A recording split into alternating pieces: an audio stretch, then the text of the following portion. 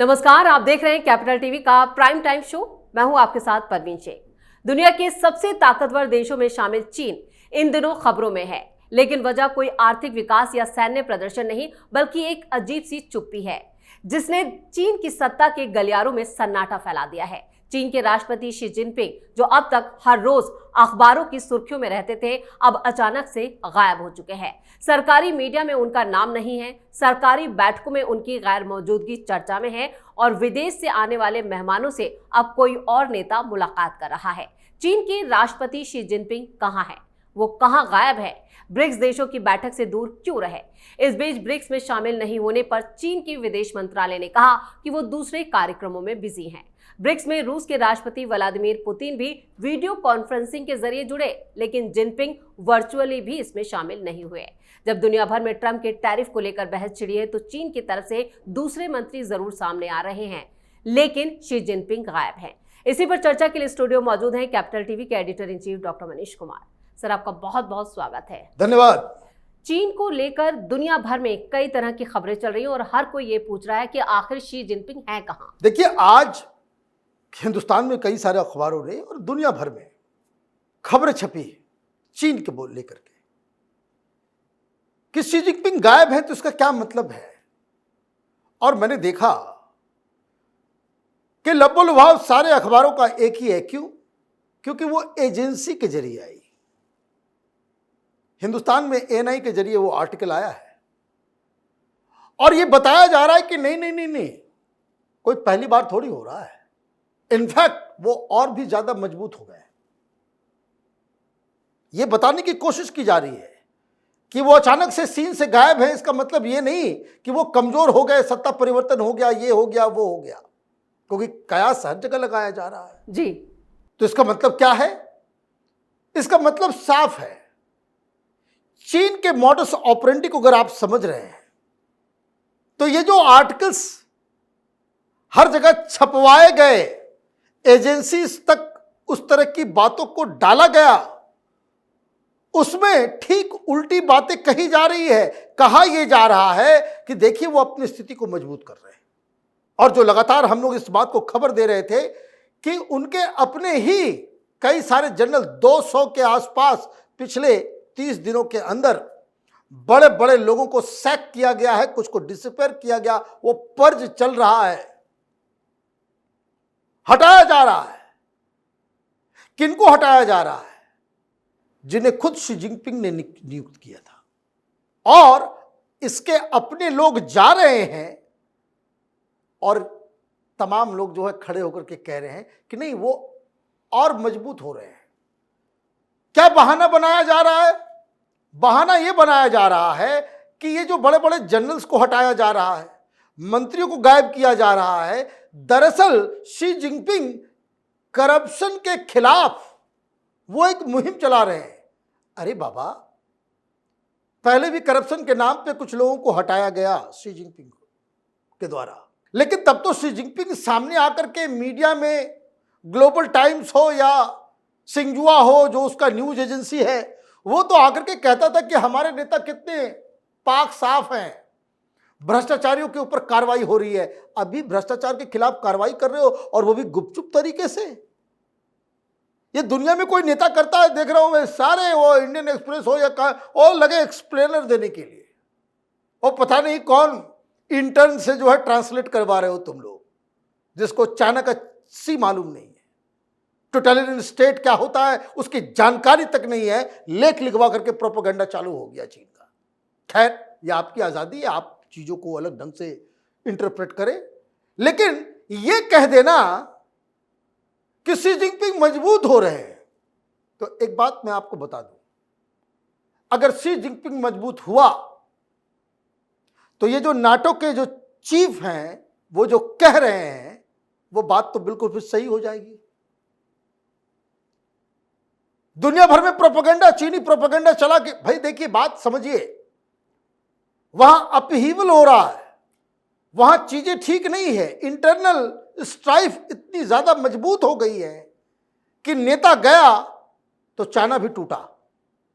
कल हमने आपको बताया था कि इस तरह का जब ऑथोरिटेरियन रिजीम जब कोलैप्स करता है, तो जितने भी डिसइंटीग्रेटिंग फोर्सेस हैं वो फौरन एक्टिव हो जाती हैं। जी। आप ताइवान के ऊपर कब्जा करना चाह रहे थे शी जिनपिंग, और मिलिट्री के लोगों ने मना कर दिया,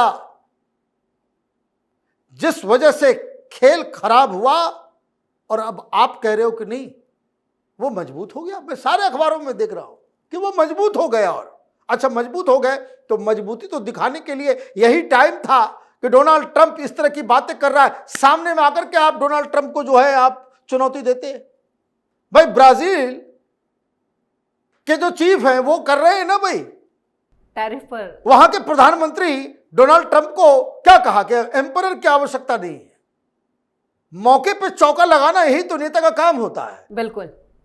कि जब आपकी जरूरत है, आप पूरी आपके तमाम देशों के ऊपर, आपके मित्र देशों के ऊपर, आसियान हो या कहीं और, जो लोग आपके साथ बिजनेस कर रहे हैं उन लोगों के ऊपर 40%, 35%, 36% इस तरह का टैरिफ लगा रहे हैं डोनाल्ड ट्रंप, और आपके मंत्री आकर के ये सब भाषण दे रहे हैं। आपको सामने आना चाहिए। और चलिए आपकी बात सही है तो फिर ये जो मार्क रूटे ये जो बात कर रहे हैं, जो नाटो के चीफ है, नाटो का चीफ कोई छोटा मोटा आदमी नहीं होता जी। उसने क्या कहा, बकायदा बयान है, इंटरव्यू है। In an interview with New York times he said Xi Jinping may call Vladimir Putin before invading Taiwan and ask him to attack NATO nation. They should keep the US and NATO busy in Europe while China moves in on Taiwan. क्यों ये बात कह रहे हैं? क्योंकि उन्होंने कहा कि he has warned about the possibility of a third world war. He believes that a joint military move by China and Russia could trigger global conflict. He said Chinese President Xi Jinping might try to take control of Taiwan. अब पूरी कहानी समझ में आ गई। आप ये कह रहे हो कि वह मजबूत हो रहा है। ये पूरा बवाल जो अंदर चल रहा है वो army versus Xi Jinping. Xi Jinping चाहते हैं कि भाई मिलिट्री से अटैक कर दो। आपने अभी बहुत सारे मूव्स किए, दो जो है वॉरशिप जो है आपने घुसा दिया। हांगकांग के ऊपर आपने जो है एयर शो किया। आपने ताइवान के एयर स्पेस को भी वहां पे भी आपने डेमोन्स्ट्रेशन दिया। लगातार आप ये सिग्नल दे रहे हो कि भाई ताइवान के ऊपर जो है हमें कब्जा करना है, और ये कब्जा करने के लिए ही वो वन चाइना पॉलिसी वो चलाते हैं शी जिनपिंग। उनका सपना है ये, और अपने कार्यकाल को एक्सटेंड करने के लिए एक और टर्म उसको जस्टिफाई करने के लिए आदर तो आपको इंडिया में जमीन लेना पड़ेगा या फिर आपको ताइवान जीत के दिखाना होगा। इंडिया वाले से तो नहीं जीतोगे, इस बात समझ लो। इसके लिए ऑलरेडी वहां के जनरल्स ने कह दिया कि इस हिमालयन टेरेन के अंदर इंडियन फोर्सेस से लड़ना बड़ा मुश्किल है। और चीन की लड़ाई वो ऐसी लड़ाई है कि वो लड़ाई ये नहीं कि उधर 2 मिसाइल मार दो, 2-3 मिसाइल मार दो। आपको जमीन कब्जा करना है तो जमीन कब्जा करने के लिए आर्मी टू आर्मी की लड़ाई आवश्यक है। लेकिन इस बीच चीन का जो कम्युनिस्ट पार्टी है उसके जो सीनियर नेता हैं उनके भी कुछ स्टेटमेंट सामने आए हैं जहां पर वो परिवर्तन की बात कर रहे हैं। देखिए, परिवर्तन की बात मैं उस पर आता हूं, तो ये आपको ये काम करना है, आपको जो है वो उधर लाना है, और इसी चीज के ऊपर आर्मी से मतभेद हुआ जी। अब ये मतभेद की वजह से वहां पे कम्युनिस्ट पार्टी के अंदर बवाल मचा। 30 जून को भाई जो लोग ये आर्टिकल जो आज छपा है हर जगह कि शी जिनपिंग करप्शन के खिलाफ लड़ाई लड़ रहे हैं। भाई बताइए, एक तानाशाह को करप्शन के खिलाफ लड़ाई लड़ना होता है, करप्शन के खिलाफ लड़ाई लड़ना होता है। तो ये आप समझिए कि आप वो करना चाह रहे थे तो आपने मना कर दिया, और उसके बाद क्या हुआ, 30 जून को पॉलिट ब्यूरो की बैठक हुई और वहां ये फैसला लिया गया कि पार्टी, आर्मी और सरकार जिस तरीके से चल रही है उसमें मूलभूत परिवर्तन करने की आवश्यकता है। मतलब शी जिनपिंग की शक्तियां जो है वो कम करने की आवश्यकता है। पूरी दुनिया में खबर, वैंग यांग की खबर चल रही है कि भाई वो अगला चीफ बनेगा। जनरल जोंग की बात चल रही है कि he is calling the shots. और यहां पे एक प्रोपेगेंडा जो है वो किया गया कि नहीं नहीं नहीं, सब कुछ ठीक है, सब कुछ ठीक है, वो तो आगे एक सप्ताह के अंदर मालूम चल ही जाएगा। लेकिन जिस तरीके से जो प्रोपेगेंडा किया जा रहा है उसके पीछे की हकीकत आप समझ लीजिए। उसकी हकीकत यह है कि China can not afford a open war. Open war आपस में वहां के रूलिंग जो ओलिगार्की है, ऊपर के 10-15 लोग, पार्टी के जो 24 लोग, ये आपस में लड़ रहे हैं, ये ओपन में नहीं आएगा।